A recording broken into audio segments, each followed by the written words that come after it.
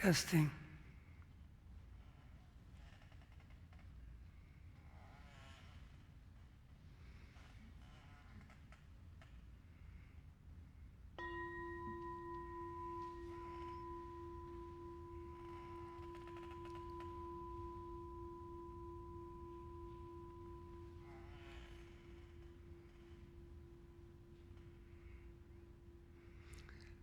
Since some of you are new here, not familiar with the practice that we do here, so I'd like for you to just take a moment and reflect, or maybe clarify why you're here.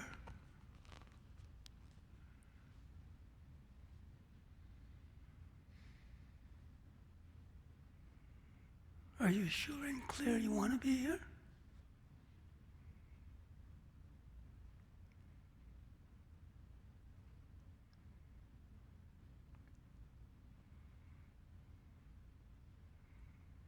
What expectations do you have by coming to this thing?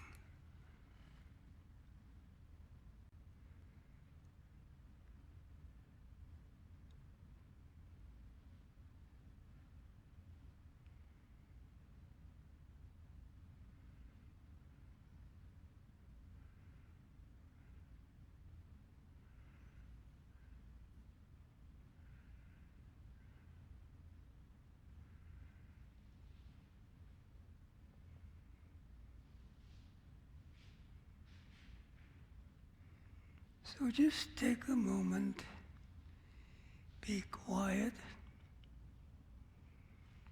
and just allow yourself to sink in with each other, just by simply relaxing and letting yourself just be.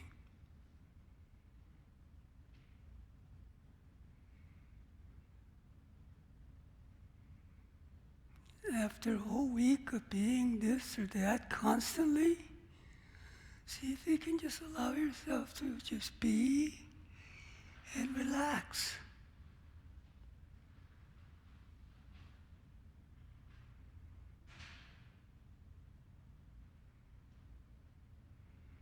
Nothing complicated.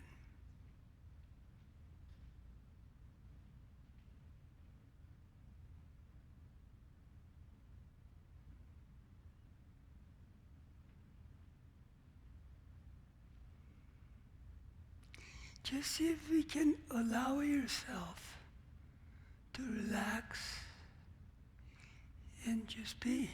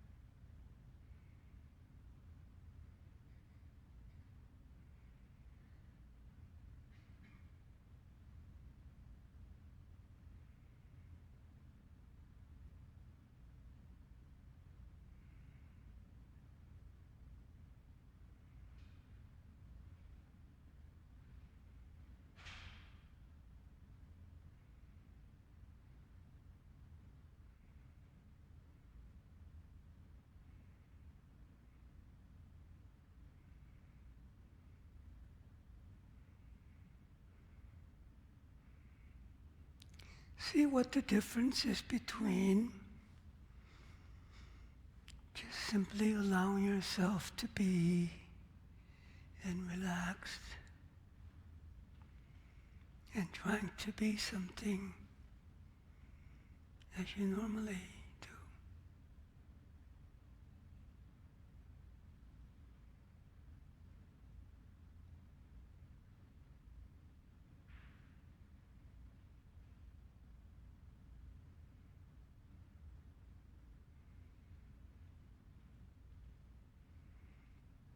So in order to just relax, you don't have to do anything. You don't have to be anything.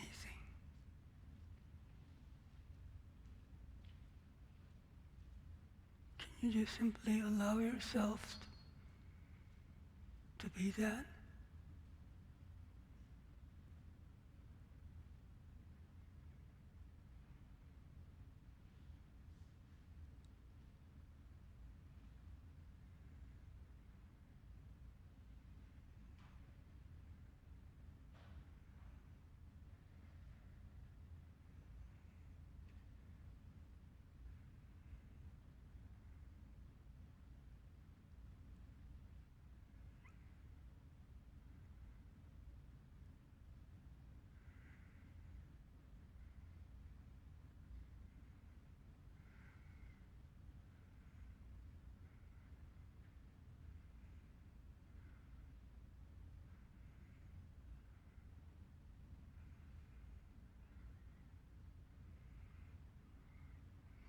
Nothing to do, nothing to be, other than just simply be and relaxed. Just allowing yourself to be as you are.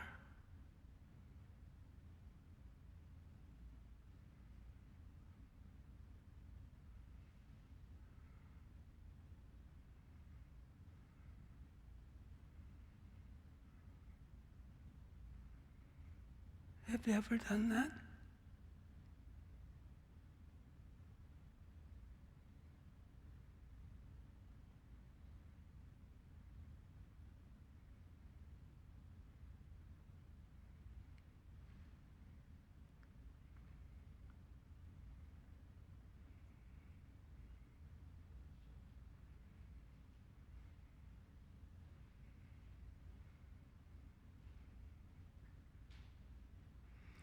So if you're expecting something, it's much more difficult for you to allow yourself to just be relaxed.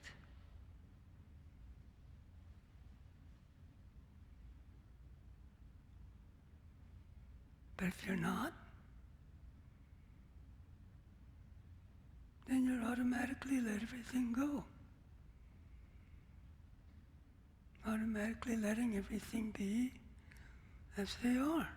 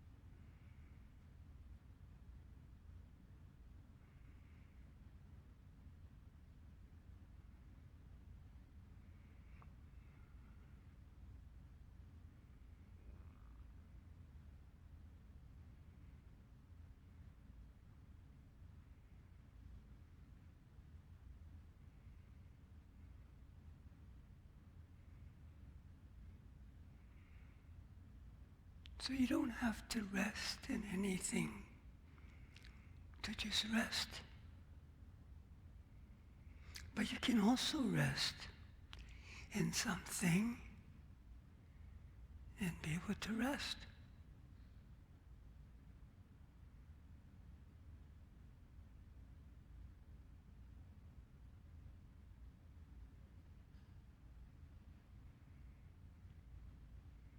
But you can't constantly go from one thing to another trying to rest in that.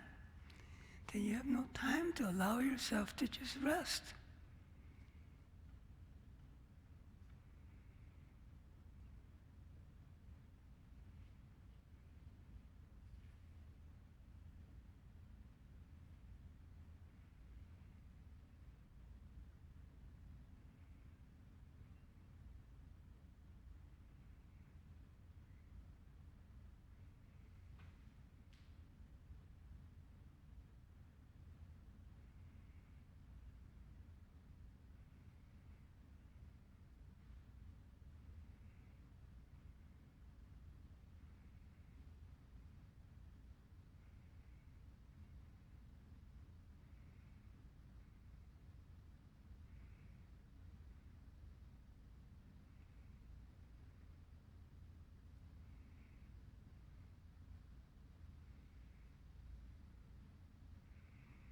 So actually, just sitting here, relaxed,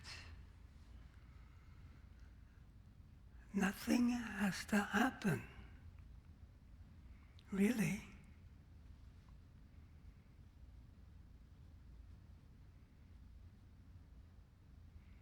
Only your thinking and your pre-expectations.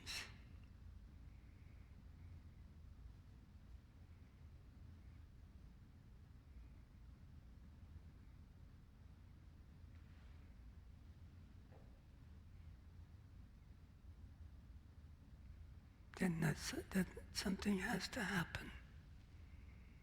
But really, nothing.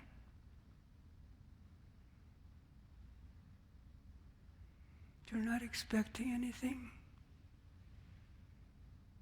You don't have any preconceived ideas. Nothing has to happen. You can just be.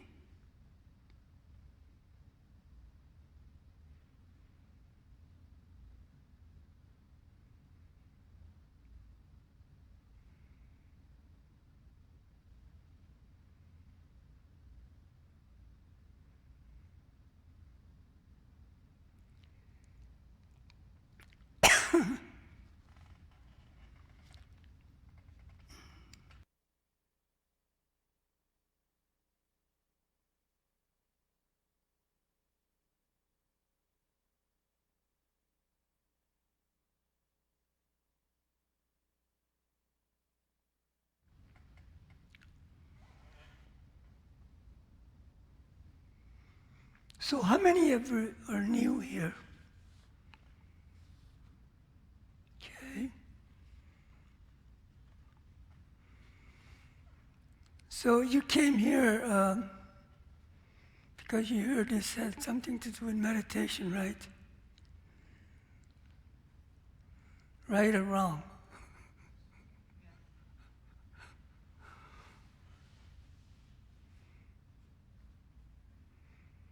So my question is, we all must have some idea or preconceived notion of what meditation is. Even though you may not be familiar, you may not know exactly what it is, but we do. Otherwise, we wouldn't have come here. First of all, you know the meditation is something positive, it's not something negative. It's going to make you a worse person.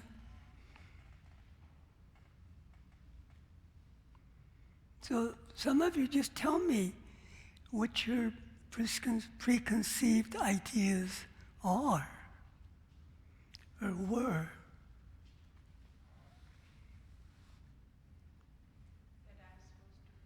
Hold on. Get the mic. That I'm supposed to feel better mentally after meditation. That's my idea. Yeah, good. That's all I expect. Good. So Even though anybody I'm not else? supposed to. So all the other people had absolutely no idea, no preconceptions. They just came here out of the clear blue. Is that right? Discovering a different state of mind. Yeah. Why different state of mind?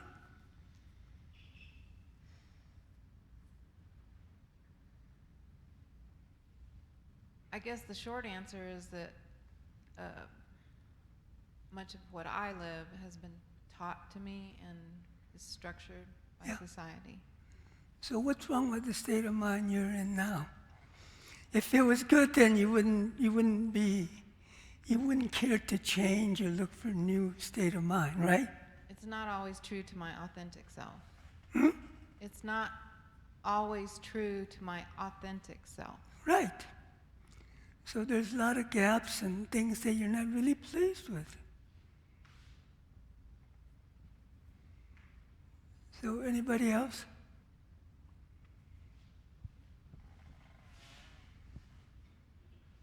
To watch. To watch?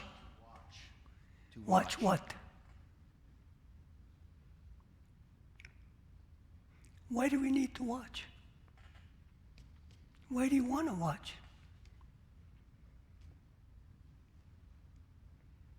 To see what drives me. To see what your eyes? To see what drives me. Right, right. That means you don't know what drives you. But you're driven, right? Oh, I'm driven. That's the problem. See, it helps to clarify these things before, you know? That's why we're here. We're trying to be clearer. Most of us are not really clear of what we're doing, what makes us do what we do. We're not clear. Another way of saying, most of us are not really aware. There's very little awareness.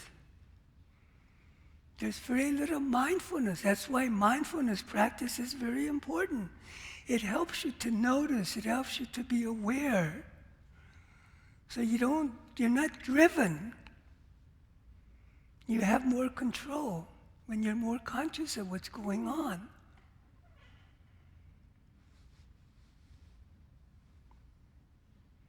So your answer was, so how can we, all right, you stated what you want to do, right? So how do we do that? That's the next question, right? How can I start to do that, right? Yeah? Yeah. I want to feel better than Right. for how I'm feeling. Exactly. right I mean, that's legitimate, isn't it? Everybody wants to feel better. Everybody wants to be happier, right? Who in the hell wants to feel worse or not be happier? Right? But we don't know how. That's right. Because we're ignorant. Because many reasons. Primary cause is the ignorance. Because we act out our habits. Because we act out of our preconceived notions, ideas, way things should be, way things are. We all have preconceptions and ideas. But if they're not bringing you happiness, and if they're not fulfilling your needs, then obviously there's something wrong, right?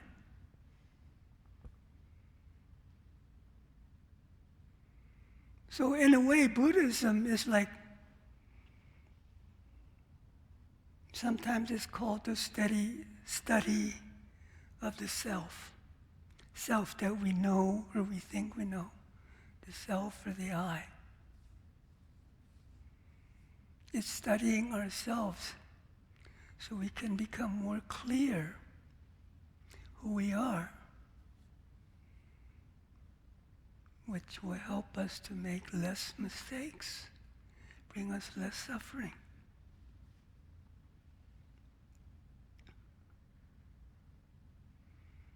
So if we don't know who we are, we don't know why we do the things that we do, then we're at the mercy of our ignorance, our habit, and it'll just keep on repeating itself without end. But once we start to connect the causes and effects that affect us, then we can begin to do something about the causes or change the causes to bring about different results, different effects.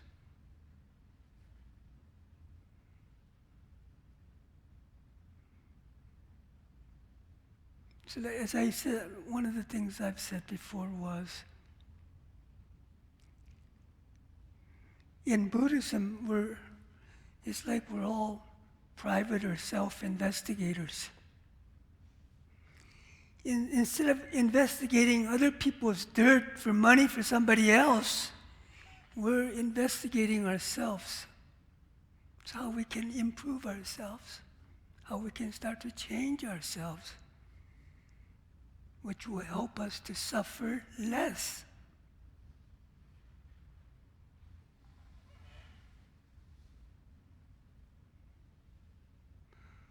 But there's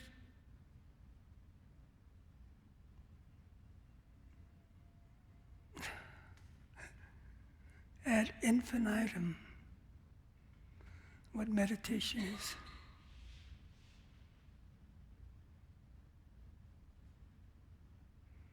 And there's many different ways of looking what meditation is.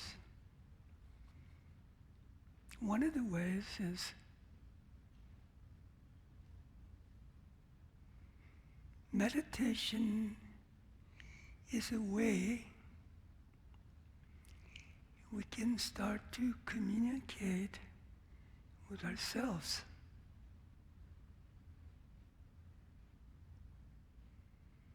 Most of the time, when we're distracted, when we're ignorant, we're not communicating with ourselves. We're communicating with whatever we see, feel, and experience, the outer world, and we get lost in the outer world.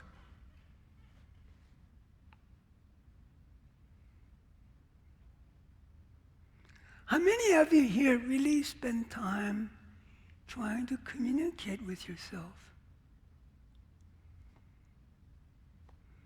What are you doing when you're communicating with your iPhone? Are you communicating with yourself? Are you? No or yes? You? Huh? How are you communicating with yourself when you see when you're involved with your iPhone or whatever, Android or Cricket or whatever you got? Well, I actually have my data off normally. What? I have my data off normally. I only use my phone for calls and texting, but I'm old, that's why. So with myself, I maybe through introspection sometimes. Yeah. But most of the time, we're not. That prevents us from really starting to communicate with ourselves. You see that? When we're distracted in the iPhone, when we're distracted in what we're seeing, feeling, and experiencing. That's the way the ignorant mind works. It goes out to what it's perceiving, feeling, and experiencing, and it gets lost in that. That's what happens to most of us. That's why we don't know who we are.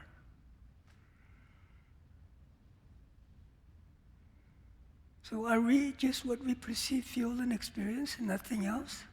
Of course not.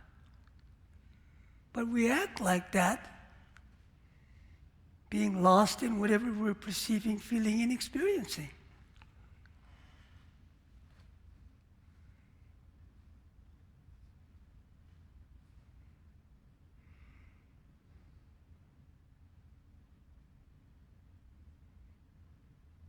So how many of you here would like to be not so enslaved by what they see, feel, and experience?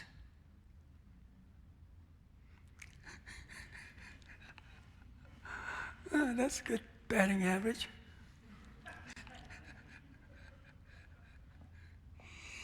Yeah, you see, we're all enslaved by it. So if we could only be free, we would start to have control without controlling this or that, just by not being involved. It's not controlling us. When things are not controlling us, we don't need to control it. How wonderful is that? We don't have to control everything. Just all you have to do is just simply allow all the things that you see, feel, and experience not to control you, affect you as they do now.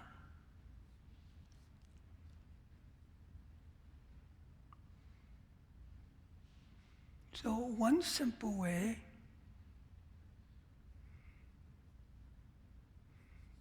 is when we experience things, right? First of all, let me clarify. You know what I mean when I say when we experience, right? Right? I'm experiencing this, right? So normally I'm experiencing this. My experience is totally lost in the object that I'm experiencing. And there's no awareness of the experiencer.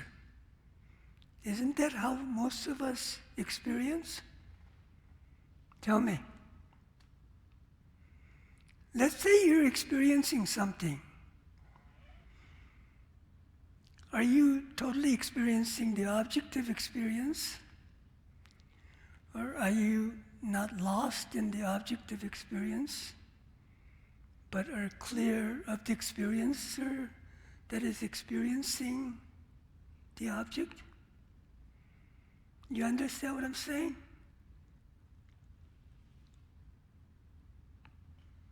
No?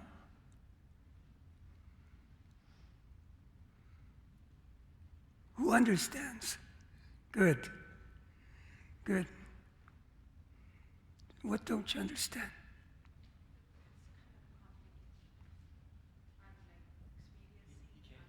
Oh, sorry. I'm just kind of lost in Okay. so many things. All right. Experiencing. All right, let's start out simply. All right, pick an object, okay? Pick an object. Yeah, and experience that object. Any object, you don't. Cushion. I'm sitting No, on. something you can see. Okay, Something I is can see. Flower. better. Okay. All right, you're seeing and you're experiencing that, right? I'm just seeing it right now. And you're experiencing it, right? Okay. Seeing doesn't mean you're automatically experiencing it. Okay.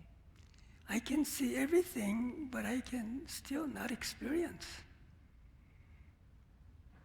I'm just being more specific. You're seeing that object and you're experiencing, right? I'm seeing it. I don't know if I'm experiencing it or not. You can't separate seeing from experience. When you're seeing, you're experiencing, right? Okay. How can you see something and not experiencing? You can't separate experiencing from what you're feeling, seeing, and experiencing. Experiencing is same as awareness. Okay, maybe that'll help you to clarify. How can you not be aware of whatever you're seeing, feeling, or experiencing? Right? That's what makes you, Human. yeah, to know that you're experiencing. If there was no awareness, if there was no experiencing, then you'd be a dead person. There'd be no difference between a corpse and you. That's what differentiates dead body and alive body. Live body is aware and is experiencing. Dead body is not. It may still have the eyes open, but it's not aware. Okay? Now you're aware of what you're experiencing, what you're seeing, right? Okay. But when you're experiencing that object, you're just experiencing that object, right? So the awareness or the experiencing is lost in that object of experience, right? Okay. I see that's the problem. We're lost in the object of experience, the object of awareness. Okay? So that's why we become totally enslaved by the object. When that's finished, we go to the next object. Same thing. We just go from one thing to another. What I'm saying here, shift your attention from being totally lost in the object to the experiencer itself. Now we got to clarify what the experiencer is. Okay, you know what the experiencer is? Exactly. So you're experiencing, right? You're aware of the experiencer, right? Huh? All right, that's the experiencer. Okay? Got it. Good. Now, no, leave it. We got it. Okay. Now I want you to get it. You're kind of the representative of all the people who are not clear. Okay. So we got to finish this. Okay. So, you know what, now you know, or familiar, or have some clarity what the experiencer is, right? Yes. So you can access the experiencer. And now you can differentiate or tell the difference between the object of experience and the experiencer, right? True. Right. Okay, good.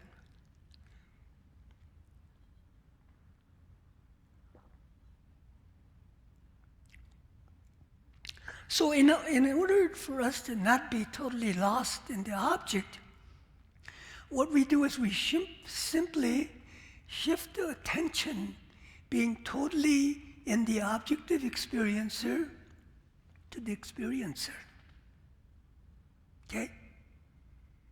That's what I was saying all this time. So instead of focusing on flower, Yeah, focus on yeah. myself. Shift your attention to the experiencer. Okay? The seer, the experiencer. Okay? Okay. See, we're not giving up the flower. We're just shifting our attention. When we're the experiencer, we can still experience things, but we don't have to be lost in the experienced, in the objective experience. Can you see that? That's the big deal. And this can be a great thing. How many of us are paralyzed or really get pissed off at our emotions, negative emotions, when we feel bad, right? So this is how we can take the power away from the emotion. Instead of focusing on the emotion, shift your attention to the experiencer of the emotion. That automatically takes the power away from the object or the emotion that you were lost or focused in. You see that?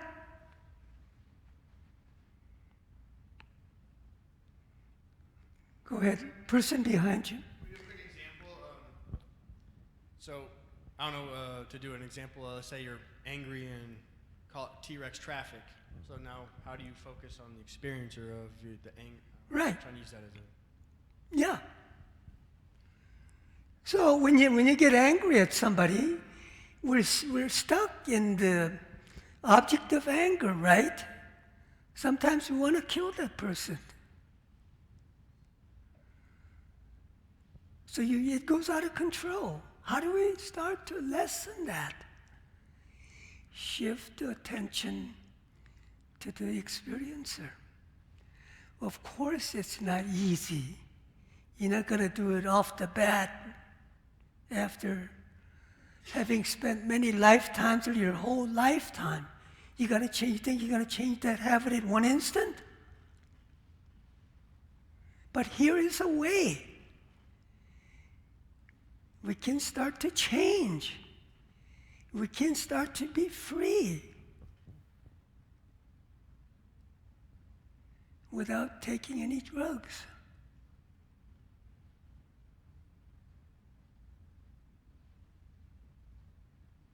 So everybody understands that?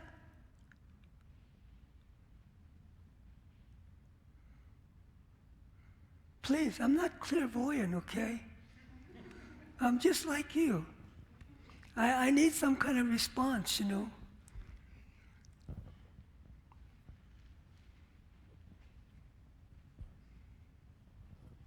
So would another way to put it be to not identify with the emotion, to not say, Right, exactly. I am anger, Yeah.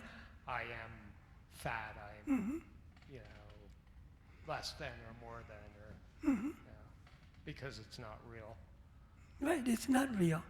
It becomes real because you focus on it, you get lost in it. That's how things become real for us. We focus on the object that we're seeing. That's how we make things real. You ought to look into that and what that means. That's how we create our own reality. And we create our own reality, false reality, and we think that's real. That's why there's millions of different versions of reality. Now, who is really real?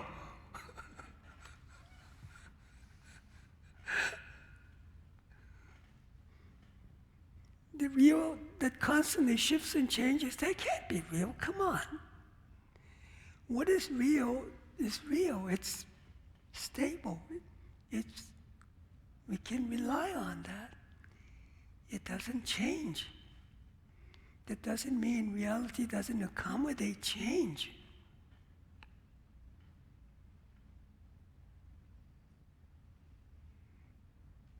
So I want to clarify this before we can actually start to do the practice.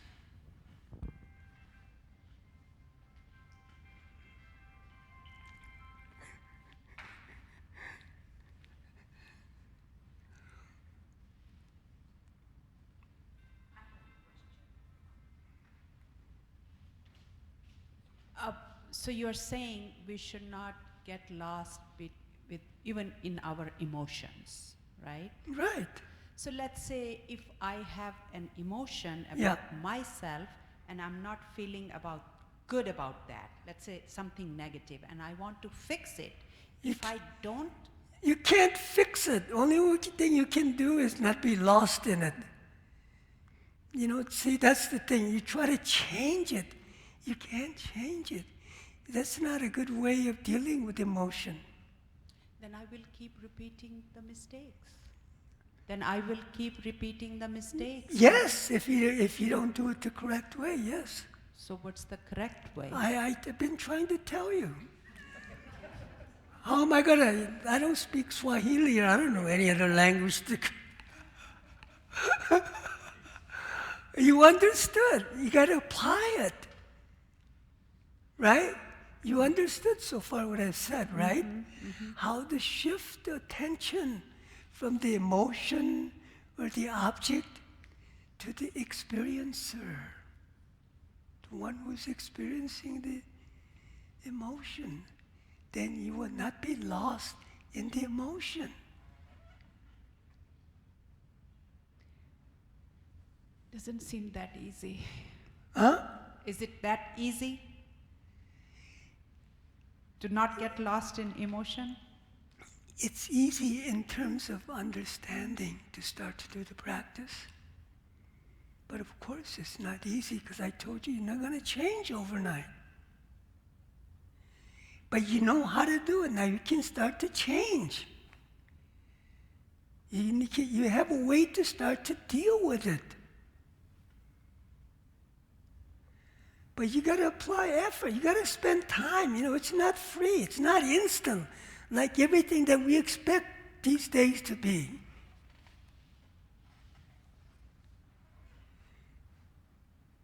It's not free. You have to work. Only price you have to pay is you got to work at it. You got to practice. You don't have to pay anything, okay?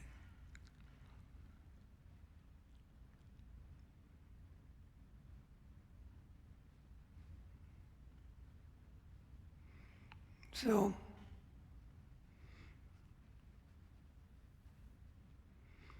it's clear to everybody how, if they wanted to do this practice, they can do it?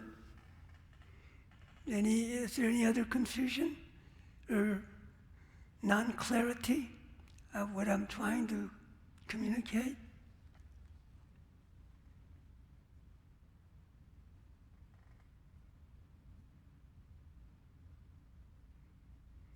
All right, then let's do the practice.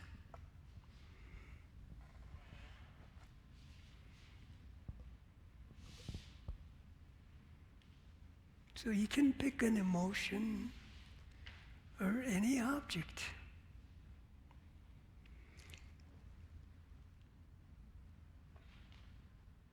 And then start to notice the difference between being lost in the object or emotion and being the experiencer. Not lost in the emotion or the object. Okay?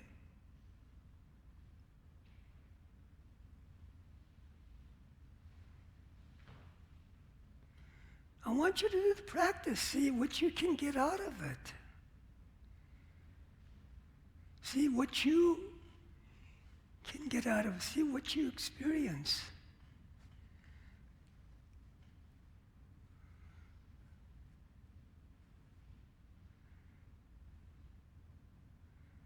I'm just mainly interested in how it works for you.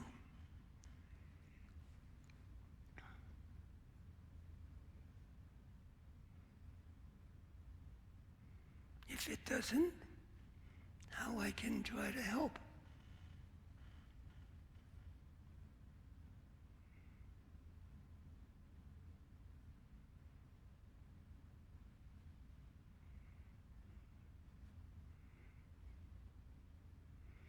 A lot of people come to the teaching, they want to be spoon-fed. Here, you have to do the work.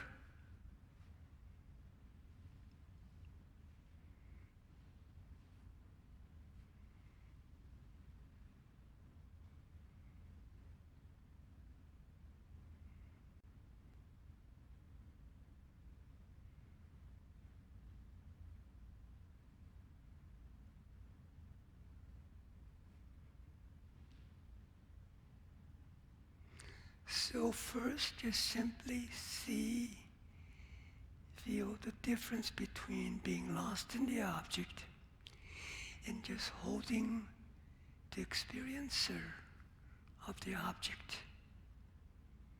Notice the difference between those two. Once you become clear of the experiencer, then just be the experiencer.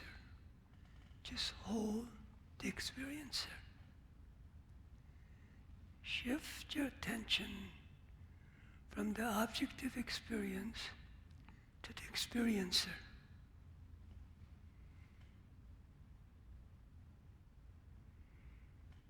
And I want you to start to become familiar with this experiencer.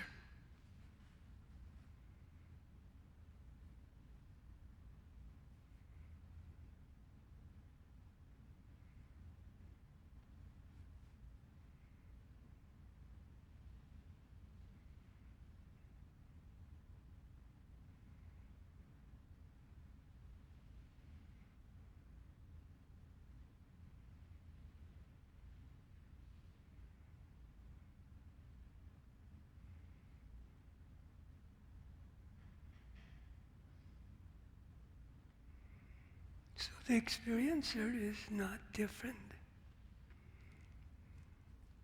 than the one who's aware, or the awareness.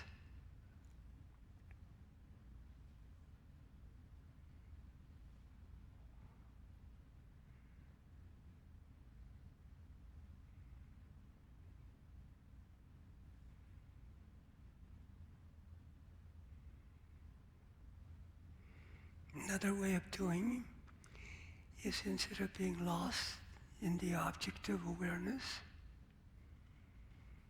just simply shift your attention to the awareness itself and just hold or be the awareness that you're experiencing.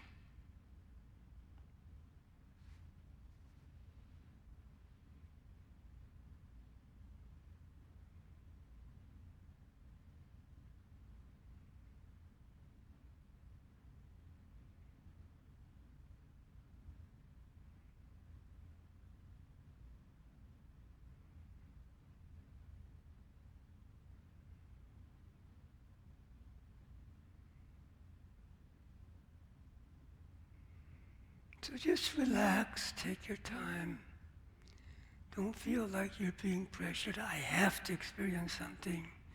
It's okay if you don't. Just try it. Just do the best you can, okay? Don't feel like you're being pressured.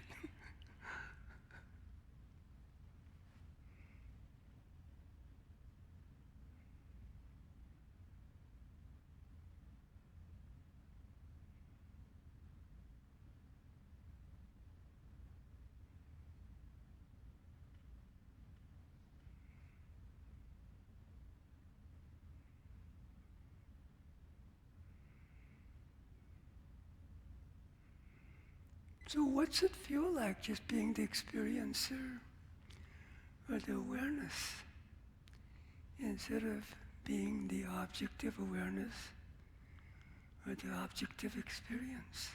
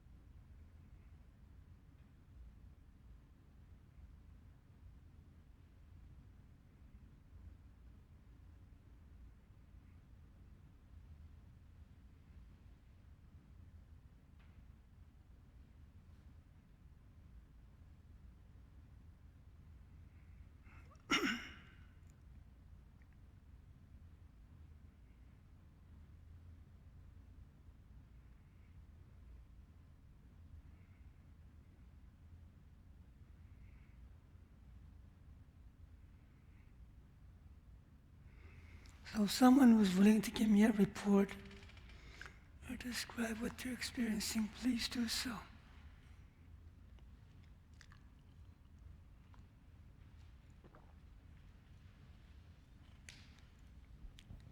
So sometimes if I am more aware of what I'm doing, Closer.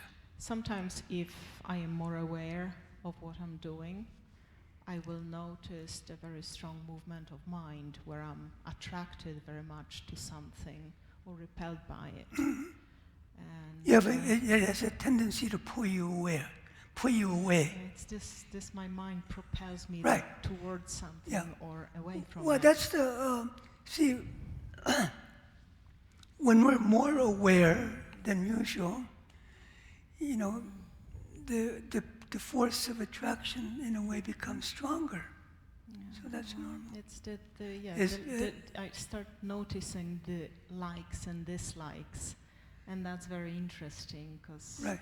makes me think, I wonder Yeah, we don't want to get lost in the dyslexia. All we want to do is become familiar and be able to be stable in the experience or just the awareness. So we can apply that when the strong forces of the object start to pull us away. We don't have to get lost in that. We have something to stay with. Yeah. Sometimes I can very clearly notice this very, very strong movement, and so So I'm you just trying not to run after it. Right, you just have to work at it's it. Still, it's still work. Yes, it's kind of still correcting and Yeah. applying antidotes, rather than it being very natural that we. Right, know, if you, are well, free you from see, it. what happens is the unnatural has become natural, Yeah. and what is really natural has become unnatural. Yeah, We yeah. have to change this whole thing. Yeah, so it's. I mean, with me at this stage, it's just constant correcting, but at least maybe noticing, and I think that's a good first step. Yeah. This has great potential. You know, if you don't want to be slave to everything, all that you see and feel and experience, this is one of the ways, okay? This is a good start. It really helps, and what I've noticed that the more I am aware of this movement, I manage to be a little less reactionary. Exactly. And sometimes not to stop. That's doing. what we're trying to stop in another way. We're trying to stop this natural automatic reaction to everything that we see, feel, and experience. So that's why we're a slave. As soon as we start to react, we become slave to what we're reacting to. Whereas if you just stay and just see what's going on, not react, not get lost, then it can't boss you around. It loses its power over you.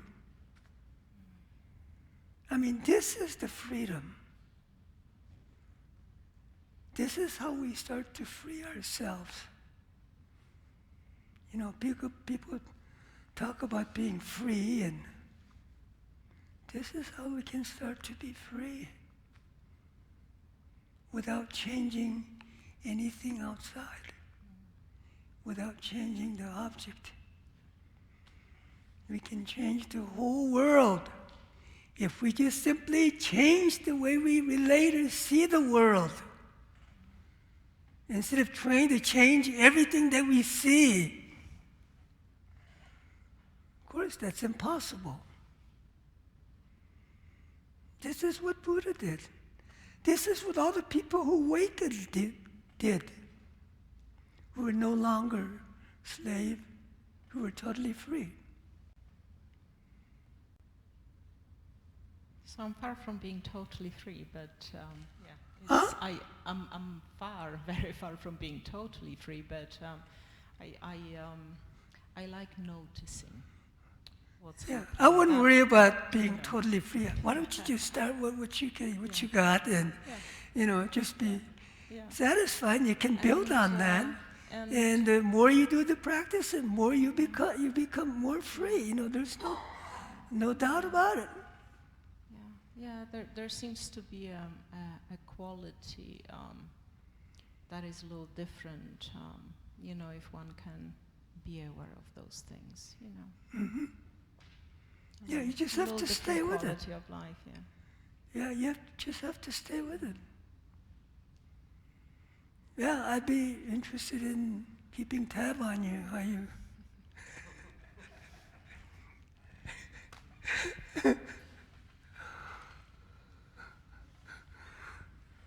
All right, anybody else? So, other people, they didn't have any experience whatsoever? So my history is one of chronic pain, and so I know that for many years I disassociated with my body in order to deal with the pain. So when I go back to myself as an experiencer, I become completely aware of my body, and I can feel that I'm not in chronic pain anymore because of a lot of things that I've done, but I do have areas of my body, and so when I come back in and I'm fully aware, I feel those more intensely, and that's, I don't know what other word to use, but scary. Yes, I understand. No, hold on. Oh, okay. Ah! We're not finished yet. You're not all free yet. That was hard for me to say. Just, that was very difficult for me to all right, put out there because. all right. What I'm trying to tell you is, Yes. you're still focused on the object instead of the experiencer. And the object being Your pain. physical. Yes, discomfort. your pain, whatever you're Okay. whatever you're perceiving, whatever you're experiencing is the object. See, here is a Yeah. more subtle difference. Okay, you're still lost in the object. Okay. Now what you gotta do is find the experiencer. Just still shift your attention to the experiencer, not on the pain, not on the object. Okay? Yeah. But we had to go through this to clarify. That's why that's why I need to hear from you. You know? So, because it's my body, it's still a different object because the discomfort is separate from the experiencer. Right. Okay. We know, normal person wouldn't be able to distinguish that. Normally we wouldn't, The experiencer is the experiencing, What is experience? No. We have this pain and we're experiencing the pain, which means we're focusing on the pain. Right. The pain is the object. And the experiencer is not necessarily the pain. Right. Experiencer is not identical to what is experience. Experiencer is not identical to the object of experience. You see that? Good. So find the experiencer and shift your attention from what is experience to the experiencer. Find the experience, just hold the experiencer, become familiar with the experiencer. Okay? Stabilize in the experiencer. Okay? Okay. As I said, experiencer is not different from the awareness. Yeah, because I've done breath work. What? Breath work where you have breathing patterns and you get lost in the breathing patterns so much so that you don't experience the physical pain, and that's centering with the breath and your No, we're just shifting our attention. Okay. We're not, it won't totally get rid of the pain, but it'll lessen the pain. Then the experiencer is where? Within me? You are the experiencer. Okay. You are the experiencer. When you say experience within me, now what the hell is me? Me is the experiencer. I guess because of my body, I'm asking like, where is it?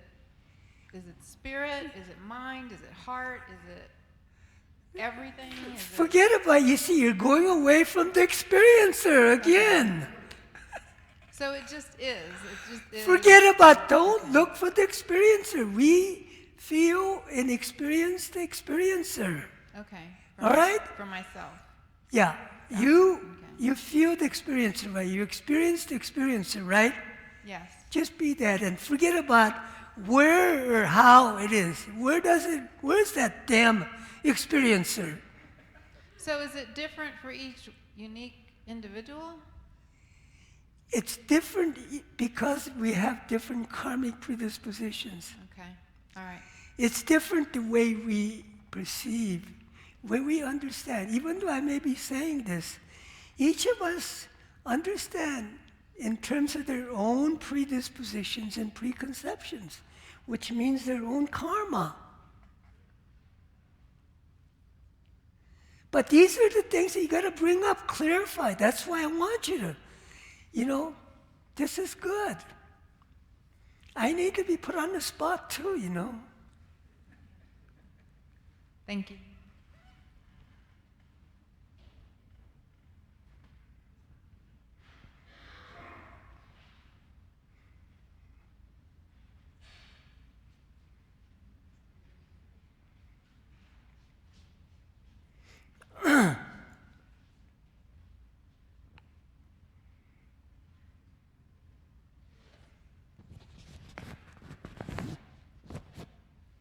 Brandon, when we shift our attention from the object to the experiencer, what are we looking at or for in the experiencer?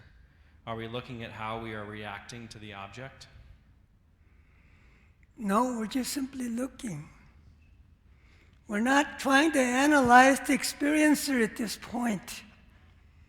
We know what the experiencer is because we experience it. Just leave it at that and be the experiencer. Don't start trying to see what the experiencer is.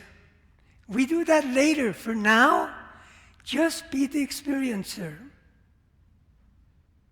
Okay? Once you stabilize in the experiencer, then it can start to look at the experiencer to see what it is. But we gotta be free first from the object of the experience before the experiencer can start to see the experiencer. Otherwise, it's going to be more confused and more discombobulated. It's just going to be totally blind going from here to there. So I'm also a little bit lost with this experiencer. Are you referring to our soul as experiencer? Like different from body? So I'm also trying to find Yeah, that I experience. understand what you're saying. That's a whole nother issue. Just forget about that for now, okay? Just stay with the experiencer. There's no end. Is this the soul? Is this the source of everything? No, we're just trying to address this problem, this basic problem. Okay? So in order to do that, just stay with the experiencer. You see, that's the habit of the mind. It's never satisfied where it is. It always wants to go out and be something constantly.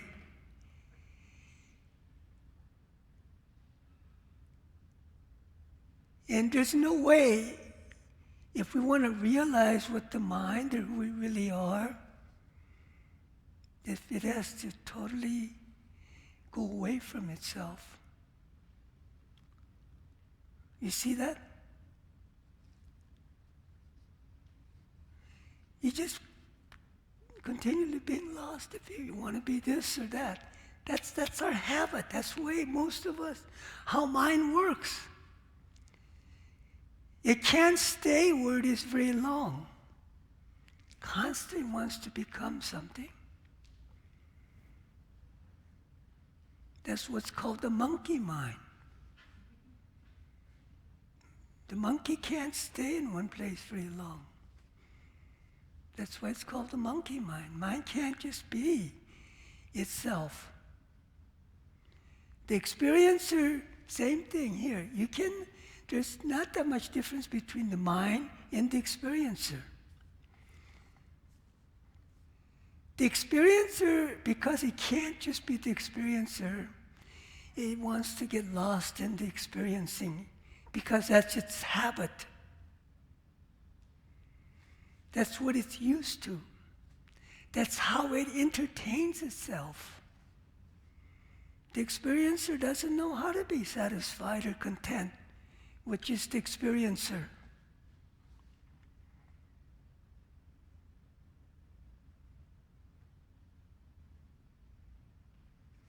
See, these things constantly coming up, these questions. That's why you need someone to keep you on the track.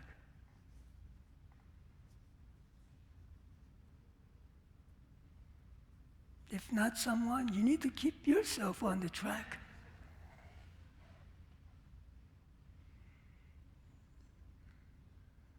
So don't forget about, where the soul and all of that, okay, right now. Just work with the experiencer.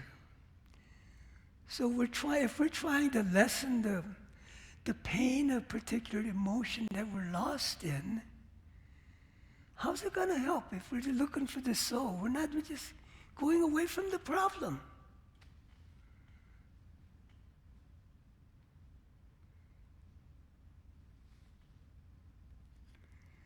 See, the experiencer is not separate from the experience, the objective experience. There's another thing that we should know.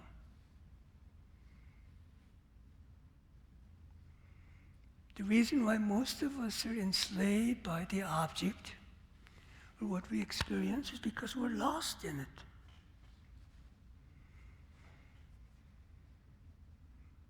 We think what we're experiencing is unchanging, solid, separate.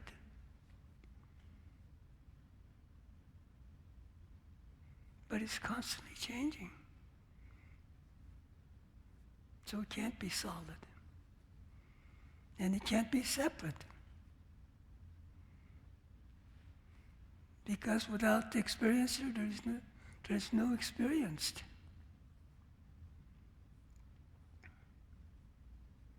If there's no awareness, there's no objective awareness.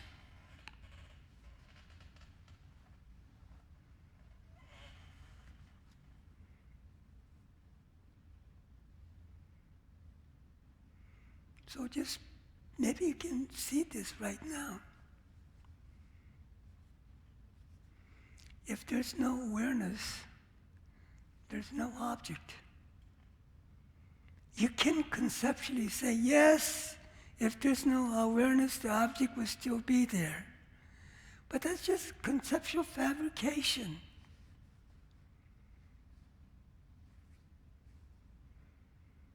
But if there was no object, there still would be awareness.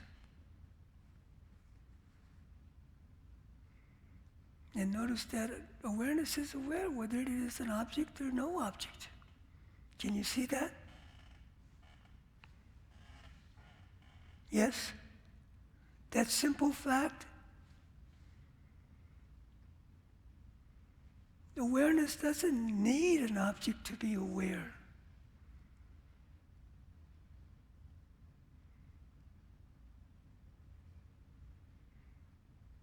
Just as the experiencer doesn't need the object of experience to experience.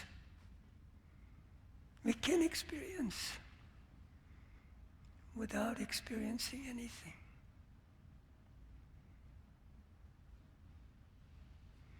Maybe I'm going off into a deep end, I don't know. But I gave you something that you can work with if you're interested in lessening your pain or afflictions or the things that bother you.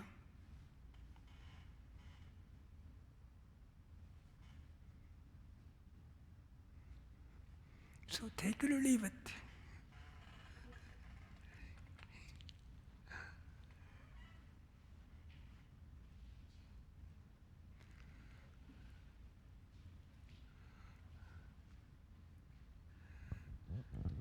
I think for me, the shift from the object or the emotion to the experiencer is the keeping me in the present moment. Who? What's your name? My name, Tina. Tina. Okay. So when I shift from being The lost object in the object to the to my experiencer. experiencer, it keeps me in the present moment instead Right. of Of course. going all over the place. Right. So when you go get lost towards the object, get lost in the object, that automatically takes you away from the present. Yeah, you get lost in no man's land or la la land or whatever you want to call it. Yeah, that's what it does.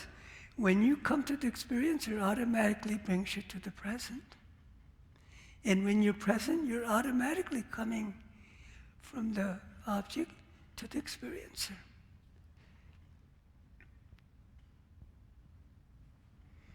So that's another thing. If you don't want to be totally distracted by the object, you can start to be present. That's the whole thing about Eckhart Tolle, remember? The power of now, the power of presence. That's a wonderful book, and I would recommend it. It's not that different from the experiencer and the object of experience. Just different words. He did what I'm trying to do, same thing, trying to help you not to be so lost, not to be so enslaved by everything. So we're not at the mercy of every little thing that we don't have to be. At its mercy. We can start to be free from it. But we have to work at it. Damn it, nothing's free.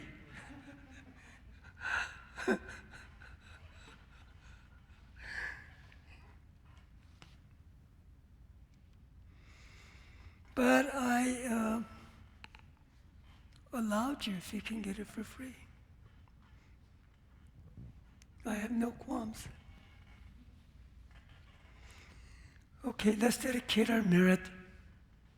Each of you, hopefully what we've done here has some positive merit.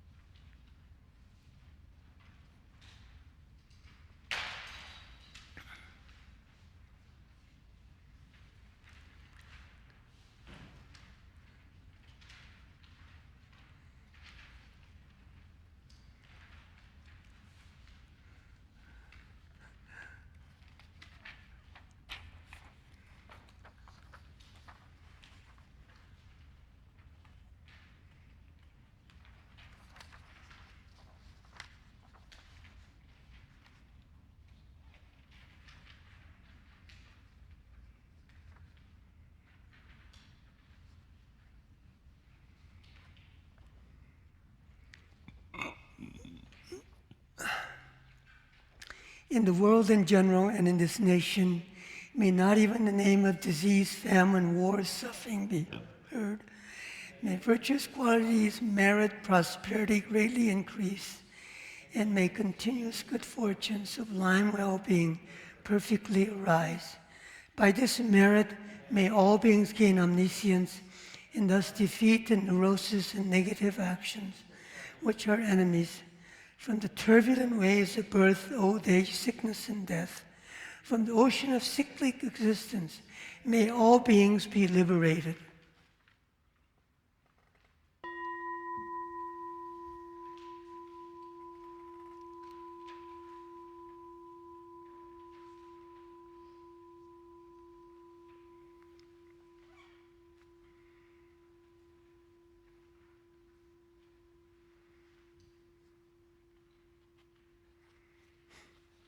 Okay. Thanks, Brendan. Thank you for your teachings tonight. And welcome all of you who haven't been here, and welcome to those of you who we haven't seen in a while. I'm Tracy. I just wanted to let you guys know that if you want to, Brendan will be teaching for the whole weekend. He'll teach tomorrow night from 7 till 9, and then Saturday and Sunday, 2 sessions, one session from 10 until noon, and then another session from 2 until 4 every day. So you can please come and join us to continue the journey of understanding our own minds. yeah, please come. You can register online, or you can talk to Genevieve or myself in the bookstore to register.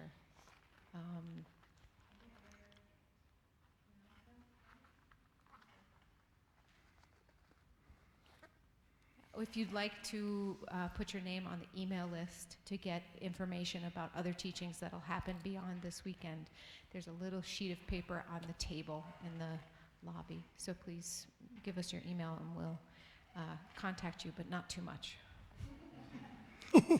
Thanks. Nice to see you all.